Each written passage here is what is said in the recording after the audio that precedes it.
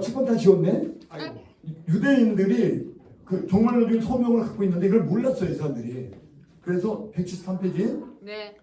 이게 무슨 말이냐면 근데 바울이 이걸 알았던 거죠. 바울이 알았는데 바로 이제 그 두 번째 패러그램 봅시다. 유대인들은 민족적으로 이방인들의 구원을 계획하신 하나님 뜻을 중재자로 선택이 되는 거거든요. 네. 그래서 그리스도 오시기 전까지 이들이 이방 세계에 불려. 복음을 전하도록 불려진 사람들이에요. 근데 바울은 이걸 알고 있었어요. 그래서 자기가 창세전부터 이방인으로서 특정함을 이건 받아갖고 이 복음을 전해줘야 된다. 첫 번째 사람. 그 다음에 성령이 내릴 때 유대 신자들한테 먼저 오거든요. 유대 신자들에 와갖고 그들이 이방 신자들에게 이거를 전해주게 되거든요. 하나님의 계획이 그래요. 이방 신자들에게 먼저 성령이 오지 않습니다. 참 이런 걸 보면 소름 돋을 정도로 시간 과학이 대단하셔요. 그러니까 유대 신자에게 먼저 오게 되고 유대 신자들에 의해서 예수님이 공생의 때 뭐냐면 나는 하나님의 잃어버린 양들을 위해서 왔지. 그러면서 당시에 헬라 사람들이 예수를 만나기 원할 때 만나주질 않았고 하늘의 미랄이 떨어져서 다시 나거든. 그때 복음이 전해질 때 그때 들어라. 그 직접 만나주질 않아. 심지어 이방 사람 중에 수로보니게 여인이 구원 문제가 결국 됐지만 와서 예수님께 자기가 은혜를 구하니까 내가 먼저 유대인에게 먼저 전한 다음에 이방인에게 가야 되는데 왜 네가 먼저 와서 달라느냐. 그러니까 이 복음은 원래 유대인들에게 먼저 가야 된다는 뜻이에요. 그게. 네. 그래서 걔한테 줄 수가 없다 이렇게 막 거절할 정도니까 하나님의 계획이 일단 잃어버린 유대인 신자들이 다 구원을 받아야 끝나야지 이방인 넘어가는 거예요. 구원의 역사가. 아멘. 네. 그래서 예수님이 그렇게 3년 동안 다니시면서 하나님이 마지막 유대인들에게 구원받을 사람이 다 구원을 그래서 십자가에서 달려 죽으실 때까지도 강도 만난 유대인 하나가 그 사람 자기도 십자가에서 마지막 운명을 다하면서 마지막까지 구원하시잖아요. 왜 유대인들이 먼저 구원이 끝나야 이방인들에게 구원이 하나님의 세계를 운영하시는 그 시간 과학이 이루어지니까 예수님이 그 일을 다 이루시고 그 앞을 내다보셨기 때문에 이방인들에게까지 빨리 이 복음이 가서 많은 잃어버린 하나님의 선택한 자녀들을 백성들을 구해야 되니까 1차적으로 유대인 구원이 끝나야 된단 말이에요. 이건데 그래서 바울은 그걸 정확히 알고 자기가 불려졌다고 얘기하는 거예요. 그리고 베드로나 요한은 유대인들을 위한 복음이기 때문에 그들은 이제 그 일을 열심히 해야 되는데 자기가 불려진 것 같을 때는 이제 때가 종말이 온 거예요. 이방인들에게 복음이 전달되어지는 그 시점이라는 것은 종말로 들어가는 시점이거든. 근데 베드로나 야고보나 요한에게는 아직 종말이 들어간 시점이 안 된 거죠. 굳이 말하면. 자기가 이방인들에게 이 복음이 전달되어지는 그 시점이 종말이 들어가는 시간이거든. 거기에 자기가 불려졌다는 거죠. 그래서 아주 그 선밀해요. 이 성경이 되게 섬세해요. 성경이라는 것이 이렇게 증언을 하다 보면 굉장히 섬세해요. 예. 굉장히 그 시간 과학이 섬세합니다.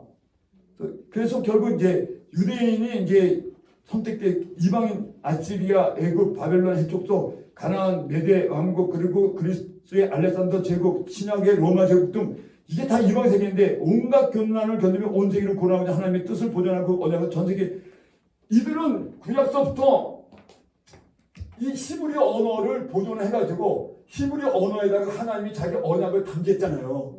그리고 이게 예수님 오셔야지 완전히 당신은 하나님의 자기 신성을 완전히 나타내시잖아요. 예전까지 이거 보존하고 있어야 돼 이게. 근데 얘네들은 이걸 구원이 끝난 줄로 생각해요. 자기네들의 구원으로 끝난 모세의 율법에 있는 언약으로 약속된 이 구원은 끝났다고 생각하는 거야. 지금도 유대인들이. 그러나 지금도 그래 유대인들이. 그렇죠. 그러나 아니라는 거예요. 누가? 예수님. 누가? 스테반. 누가? 바울. 누가? 이런 신약의 그리스도의 백성으로 불려진 이 전도자들은 아니라는 거야. 이거하고 유대 율법사들하고 첨예하게 부딪혔던 거죠. 단순하게 뭐 불교 국가에다가 뭐 기독교 국가 전했다 그거 아니에요. 불교 국가에 기독교나 기독교의 다른 종교를 전한 그런 문제가 아니야. 이 문제에 대해서 유대인과 정확하게 부딪히는 거야. 이들은 하나같이 너희들은 하나에 지나가는 뭐야? 신이라는 거지. 패스. 패스로 쓰신다는 거지. 그리고 하나님이 일어난 건 너희가 아니고 이방인이라는 거야. 이방인들의 대대적인 권이 와야 종말이 온다는 거야. 근데 이 사람들은 이것이 없고 여기 종말이 온다고 생각하는 거야. 그러니까 자기네 구원은 끝난다고 하는 거야. 그러니까 전 세계에서 유대인만 구원을 받아야 된다는 거지. 그렇지 않아. 오직 하면 할례를 그렇게 주장하냐고요. 할례 주장은 그래서 한 거예요. 그게 굳이 뭐 유대인이 되어야지 이런 게 아니고 이 복음이 이방인에게는 절대 전해질 수 없다. 그러니까 만약에 이방인들이 구원을 받으려면 유대인이 먼저 되어야 된다는 거야. 유대인에게 국한되어 있는 거니까. 모든. 자, 유대인들이 갖고 있는 심지어 예수님의 수제자인 사람들과 500여 형제까지도 사고가 그 안에 갖춰져 있었기 때문에 할례 문제에 대해서 굉장히 온건했어요. 베드로나 바나바가. 바나바가 70문도 중에 한 분이거든요. 당연히 할례 받아야지. 유대인들의 구원이 이방인은 구원 없다. 이렇게 됐기 때문에. 근데 바울은 전면적으로 부정한 거잖아요. 그렇다고 우리 목사님들 할례와 할례 받지 않은 거 싸움이라고 생각해. 그렇지 않아요. 그게 아니고 할례를 구원의 조건으로 들어왔기 때문에 문제가 된 거예요. 그래서 그게 아니고 할례와 상관없이 구원을 이루신다. 이 문제가 싸운 거지. 그래서 그거가 싸운 거지. 그래서 그 정도만 설명할게요. 그래서 유대 신자들은 이제 그렇게 되면 할례와 무관하게 구원이 이방에게 성령이 임하고 이방에게 하나님이 예정할 때는 이걸로 끝나는 게 아니라 이렇게 뭐 두 개의 문화가 중첩됐거나 이게 아니고 할례 종교가 무색하게 되잖아. 의미가 없게 되잖아. 그렇죠? 근데 그거보다 더 나서 너네들은 하나님의 역사 전체 계획 속에 하나의 파시로 나와서 중재 역할을 할 뿐이지 이것 자체가 결코 복음의 핵심은 구원의 핵심은 아니라는 문제 때문에 그렇게 자존심이 상한 거예요. 유대 지도자들이. 그러니까 예수님 때부터 얘기를 하니까 예수님과 바울과 스테반이가 이런 사람들은 전부 죽여야만 되는 거예요. 이렇게 정확하게 좀 알려주셔야 돼요. 우리 교인들한테. 이 복음이라는 게 뭔지를. 이 성경의 깊이가 복음의 깊이고 성령의 깊이가 하나님의 심정의 깊이고 성령의 깊이가 앞으로 진행돼야 할 그런 복음의 세세계의 깊이란 말이에요.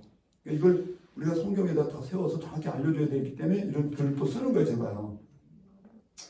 저 구약시대부터 바울 당시는 모든 일이 정말 있을 이방인을 위해서 우주 소비도 과제를 가지고 있었다. 유대인들은 세계적인 이방인 권에 대해서 하나님께서 중리자 사역을 순종했어야 한다. 근데 이 일에 순종을 못해 선지자 쳐주겠다는 거야. 왜 선지자들이 주로 말하는 게 뭡니까? 선지자들이 주로 말하는 게 이방인까지 복음이 전해진다. 그리고 그래서 유대인으로 구간되지 않고 이방까지 확정된다. 이걸 외쳤단 말이에요. 그건 다 죽였잖아요. 이와 같이 예수님이 너희가 너희 선지자들을 죽인 것처럼 너희가 나를 모함하는도다. 그렇게 얘기하잖아요. 이 얘기를 했더니 그렇게 한 게 성경 우리가 좀 이렇게 저렇게 좀 이해해보자고요. 그래서 그 정도만 말씀드릴게요. 좀 시간 관계상. 그래서 일체 유대인들의 종말적 소명. 자, 밑에 종말적 소명 다 같이 읽어봅시다. 55번 중 이방인들에 대한 하나님의 우주적인 구원의 계획을 수행하는 유대인들의 중재자로서의 의무, 하나님의 특별히 택한 민족으로서 온 세계를 구원하시는 하나님 뜻에 불린 유대인들의 소명, 하나님의 유대인들에게 특별히 부여하신 하면서 그들을 통해서. 그러니까 이들은 그리스도가 오기까지 기다려야 되는 거거든. 아멘. 그 경험은 성령 내림과 함께 예수님의 언어로 바울이라는 사람이 뭐 등장되어 있지만 그래서 신약이라는 성경이 쓰여져서 히브리어가 신약에 있는 참 히브리어로 바뀌어갖고 진정한 복음이 올 때까지 기다려야 되는 거잖아요. 그래서 갈라디아서 율법은 믿음이 올 때까지 기다려야 된다 그래서 여기서 완성되는 거다. 그렇다면 이걸 두 개의 종교가 중첩되는 정도가 아니고 얘네들 자체가 자존심이 다 무너지는 거예요. 4천 동안 유지했던 이것이 아니 우리가 우주의 중심이 아니고 예수 그리스도의 복음이 이방인에서 이방인 이게 복음이 중심이 되고 우리는 그러면 하나님께 쓰임받은 도급의 기대일 수가 없느냐 이 문제죠. 그랬더니 예수님은 도급밖에 안 된다. 스테반도 도구다. 나도 유대인이다. 바울도 나도 유대인이다. 같은 유대인인데 나는 도구라고 얘기했냐. 너희도 도구라고 얘기했다. 이런 뜻인 거예요, 그냥.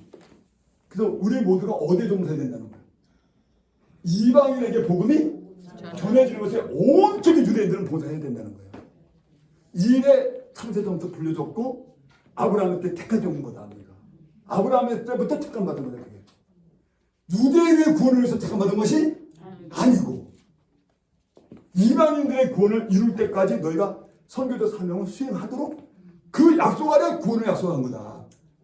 근데 너희가 이방인의 구원을 갖다가 문제 삼고 하면 안 된다고 교리상으로도 그때 만들어 놓으면 너희가 구원이 어떻게 완성되겠느냐 이런 얘기를 하는 거예요 지금. 기용? 네.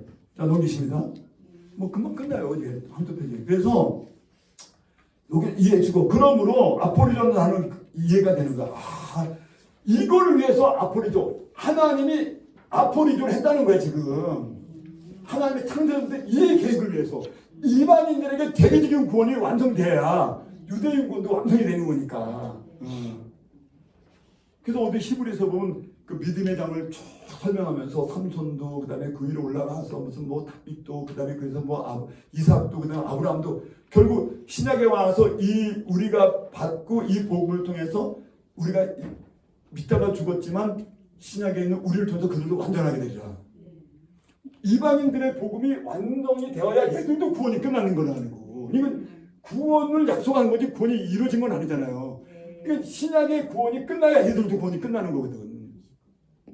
그러니까 그래서 그렇게 되어 있는데 이걸 모르기 때문에 유대인들 구원은 이게 지금 이게 문제가 된 거지. 그래서 이게 아포리조라는 단어입니다. 이 일을 위해서 불려진 걸 아포리조라는데 유대인들은 전부 다 아포리조로 불려진 거예요. 다시 한번 얘기했습니다. 아포리조로 불렀다는 걸 이분들은 지네가 선택된다는 게 이방인은 아니고 우리가 선민으로 우리만 구원이 이루어져야 된다. 이렇게 아포리조를 생각한 거예요. 바울은 그게 아니고 그 아포리조는 이방인들에서 종사하도록 불려졌다고 얘기하는 거예요. 곧 자기들을 특정해서 따로 구별해 세우신 것으로 인식해야 된다. 그러나 모세 선지자가 시편에 다 이르되 대부분의 유대인들이 하나님의 우적인 성경을 알지? 못했으면 예수께서 오직 인류 때에서 깨닫지? 못했어요. 예수를 반대하는 한 뜻을 거슬렸다. 성경 구절 쭉 있습니다. 결국 이방 세계를 구원하려고 하는 한 뜻을 알지 못했어요. 이거 유대인들이. 누가 보기에는 큰 아들, 작은 아들이 뭐 지엄열을 먹고 돋아가지고 이런 얘기까지 하시잖아요. 이게 그들의 하는 비밀이었던 거죠.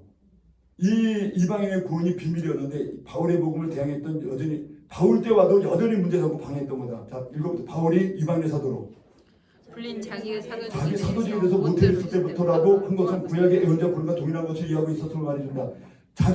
이걸 갖다 자기 개종과 사역은 전적으로 자기 소명 인식이라 하잖아요. 그렇죠? 자기가 도대체 누군지 그 소명 자기 인식에 대해 제가 왜 여기 불려졌는지를. 근데 유대인이 집단적으로 이걸 못했어요. 바울은 다메섹에 있을 때 이걸 알게 된 거예요. 예수님을 계시받을 때 이거까지 다 알게 된 거예요. 그래서 성경에서 말하는 하나님의 아들이라는 칭호는 세 가지 포함한다. 뭐 이건 좀 읽어보시고 아들은 세 가지가 조건이 돼야 돼. 인간으로 와야 되고 그다음에 반드시 부활을 해야 되고 그다음에 성령을 보낸 자야 돼. 그게 아들이거든요. 그러면 석가모니도 훌륭한 분이지만 아들은 아니잖아요. 그다음에 또 마음에 또 훌륭한 분이잖아요. 그러나 아들은 아니죠. 그 선교 이슬람권에 선교하는 사람은 좀 이렇게 선교를 좀 해줬으면 좋겠어요. 그러면 겁을 안 하거든요. 왜냐면 마음에 또 훌륭한 사람이다. 근데 아들은 안 되는데 뭐 죽일 이유가 뭐가 있어요. 근데 전면적으로 이슬람은 뭐라 그래? 우리 기독교의 지분 모금이 마귀 새끼들 이렇게 하니까 싸움이 일어나는 거지. 이제 마귀 새끼들 너희들은 불교 중들 마귀 중들 이렇게 되네. 그게 아니죠. 석가도 훌륭하다. 그러나 아들은 아니다. 이걸 얘기해 줘야 되는 거죠. 그럼 아들은 뭐냐? 아들은 이 세 가지가 있어야 된다. 죽었다가 다시 살아나야 되고, 그 다음에 반드시 성령을 보낸 분이 되고. 근데 석가가 위대하지만 죽어서 살지도 않고 성령을 보내진 않았지 않느냐. 이렇게 전하면 해외교 사람들도 그 성령을 어떻게 받을 수 있냐 이렇게 물어본다고. 그럼 우리가 이렇게 하자 저렇게 하자. 그렇게 이 세 가지 속을 다 가진 사람은 아들이다.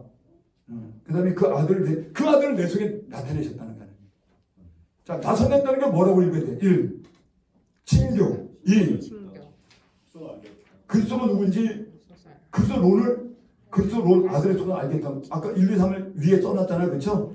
그 아들의 소원을 알겠다는 거. 3. 세 가지가 다예요. 그러니까 예수님을 낼 때 나타냈다는 것이 일반 성도님이나 오순절 계통의 사람들은 금식 기도해갖고 응답받는 걸 나타내셨다 이 뜻이겠지. 방언을 나타내셨다.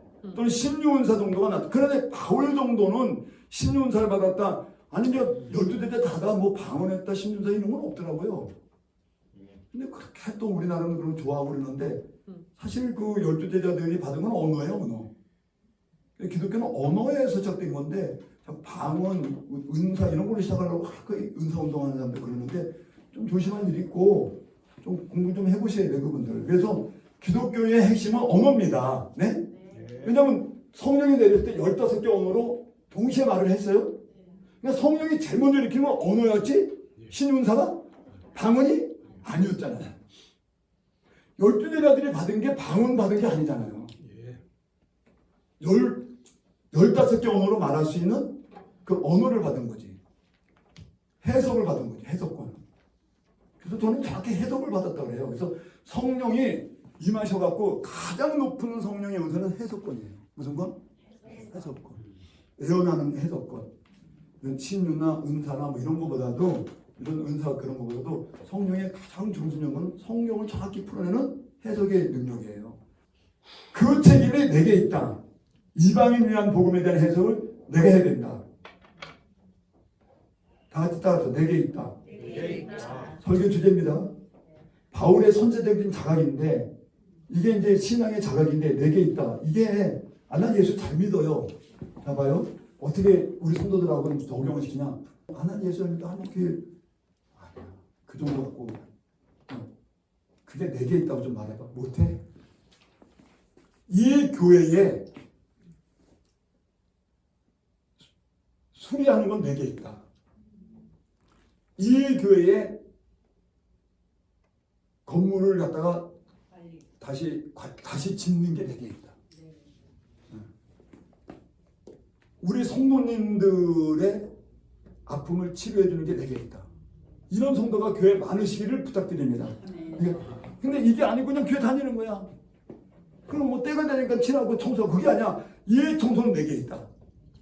이런 분이 좀 많이 있어야 되는 거예요. 바울은 내게 있다 그랬어요. 이게 뭔지 좀 교회에 적용할 때는 우리가 좀 생각해야 돼. 무엇이든지 내게 있다. 이게 진짜 신앙의 반열인 거야. 어린 신앙은 내게 있단 말을 못 하잖아. 그래서 이제 이건 내게 있습니다.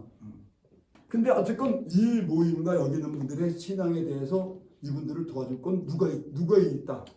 내게 있다. 그럼 열심히 아침마다 월요일마다 오잖아 이렇게. 저는 여기 올 때 뭐 그냥 몸만 오는 거 아니에요. 여기 올라면 나도 체력을 하루 종일 있으니까 준비하고 금요일 털부터 엄청 운동하고 와야 돼요. 어저께 다 이렇게 움직이고 몸 만들고 그 다음에 너무 많이 했더니 지금 피곤해 있는 거예요. 운동 같은 것도 너무 많이 하다 보니까. 이것을 증명하는 성경의 예, 뭐 이렇게 있잖아요. 집에 와서 좀 연구해. 고넬료 같은 경우도 어때요? 사도행전 11장 이런 데 보면은 이방인들에게 성령이 전해지고 그들이 예수의 복음을 듣고 기독교인이 된다는 것 자체가 굉장히 이상하게 됐어요. 성경에 보면. 이게 증거예요. 무슨 증거? 그 당시에 이방인들이 예수 믿고 구원받는다는 것은 있을 수도 없는 그런 해결방치한 일이기 때문에 유대인들한테 이해가 안 됐던 거예요. 그게 성경에 있잖아요. 이것을 증거로 보면 당시에 이방인들에게 복음이 전해진다는 것은 하나님의 그런 뜻이 아니라고 본 거죠. 그런데 이걸 갖다가 예수님이나 바울이나 이런 진영에서는 싸웠던 거예요. 개방을 해야 된다. 이방인까지 전해진 게 한 뜻이다. 자, 이때까지만도 히브리 신자들은 이방인의 신앙을 통해서 예수의 구원을 받는다는 해도 뭘 받게 된다. 그래서 이제 할례를 받아서 개종시킨 다음에 해야 된다. 이 얘기 많이 한 거예요. 그래서 유대인만 구원을 받아야 되는 문제가 생기니까. 정면으로 대결했다. 그러나 이제 바울은 정면에 대결했고 예수님이 했던 것처럼 뭐 그런 얘기야. 그 구조의 맨 밑에 가면 유대 신자들 사이에 일어나고 있는 대립 구조에서 과연 어떤 이가 하나님의 역사 소멸이 되는지 누가 이걸 내다보고 있었어요. 네? 네. 교회 안에 있는 두 기류 대립 속에서 하나님의 뜻의 역사가 유대 신자로부터 유대 신자로부터 헬라 사용자 신자로 세대 교체가 되고 되고 있다는 사실을 아는 거죠. 누가는 눈뜸이 복음의 역사성에 대한 눈뜸. 시대 의식을 간파하는 눈 열림. 네, 눈뜸이라는 거 이걸 쓸까 말까 하는데 30분 걸렸어요. 눈뜸이라 써가지고 괜히 또 쓸데없는 이상 시비 받으면 어떡하나 고민 많이 하다가 에라 모르겠다 쓰고 대신에 가로놓자 시대 의식을 간파하는 눈 열림 이렇게 눈뜸 그랬다고 또 이상한 용어 썼다고 난리가 날까봐 걱정 많이 하고 쓴 거예요 지금 사실. 나도 상당히 소심해요. 네. 복음의 역사성에 대한 눈뜸이 누구에게 주어졌느냐? 복음의 향방, 하나님이 걸어가시는 신학세계에 대한 눈뜸, 눈열림을 가진 자들이 스테반, 빌립, 누가, 실라, 디모데, 브루스가, 아굴라, 바울 같은 자들이었다. 오늘날 이 시대의 눈뜸이 누가 있냐 이거야. 아이고 주여. 저렇게 빨리 나올 줄 몰랐네. 과연 이 눈뜸이 누구에게 있느냐? 오늘 여러분들에게 있으시기를 축원합니다. 우리 젊은 형제들한테 더욱 제가 바라는 바가 있습니다. 정말 젊은이답게 정말 다음 세대에 일어나는 이 복음에 대한 이걸 충분히 습득하시고 조금 시대의 눈을 좀 열어주시고 시간이 너무 늦게 가 한국교회가 정치가 좀 늦게 가잖아 우리나라 정치가. 근데 경제계 그 다음에 전자계는 굉장히 앞서가는데 세계적으로 정치하고 기독교만 늦게 가 지금. 그러니까 모순이 많이 생겨. 그러니까 조금 기독교 시간을 좀 앞당겨야 돼. 조금 앞당겨주고 그러려면 우리가 눈 떠야 돼. 시대에 대한 눈뜸을 좀 가지고 신학세계의 눈뜸을 가지고 누가 행전의 주제는 누가 사도행전의 주제는 다 같이 신학교의 형성사다. 이 땅이 새로운 시간대로 들어간다. 신학세계의 새로운 주장. 하나님 불사 진행에 새로운 주역들이 출현했다는 것이죠. 맞아. 그들에게서 새로운 신학세가 열린다. 여기에 핵심된 건 성경이에요. 성경이 먼저 만들어져야 되는 거예요. 그래서 신학시대 하나님은 그렇게 성경에 먼저 만들었는데 주력을 다한 거예요. 그래서 바울을 불러대는 거예요. 이방인 신자들을 불러대는 거예요. 여기 써 있어요. 예수의 저항과 싸움. 그 다음에 스데반의 저항과 싸움. 바울의 이 세 번의 저항을 통해서 신학세계가 열리고 해야 되는데 이들이 눈을 뜬 거예요. 시대에 대한 눈뜸을 본 거예요. 그래서 이 눈뜸을 갖다 유대인한테 얘기를 해줘도 못 알아듣었던 거예요. 오늘 우리 한국교회의 성도들에게 이 눈뜸을 얘기해도 못 알아듣는 수준이 너무 많으니까 시간이 안 가요. 교회 시간에 안 가고 시대 시간에 안 가고 그러면 그만큼 머물러 있으면 머물러 있는 것만큼 썩어지는 거예요. 물이 흐르지 않고 머물러 있으면 썩어요? 예. 똑같은 거예요. 사상이나 신앙도 이게 흘러가야 되는데 그래서 이 세 번의 연동으로 하나님의 구원이 열리고 있고 개대되고 있다. 그런데 새로운 신학세계의 진입은 이들의 저항을 기점으로 해서 유대인으로부터 전적으로 탈출하기 시작해요. 유대인으로부터 탈출을 감행한 인물이 스테반과 바울이었다는 거예요.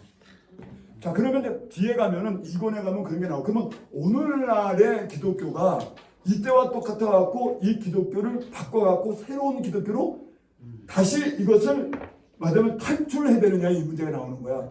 제가 이권에서 그렇지 않다고 얘기를 합니다. 그 이유를 자세히 설명합니다. 제가.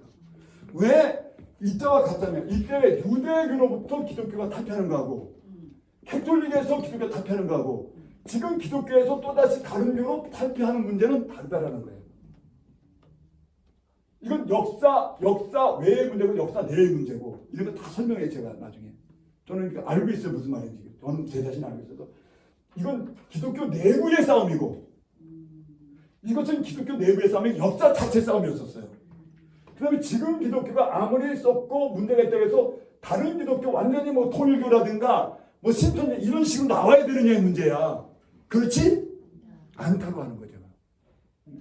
그러나 우리의 자세는 마치 기독교를 처음 하듯이 해야 된다는 거예요.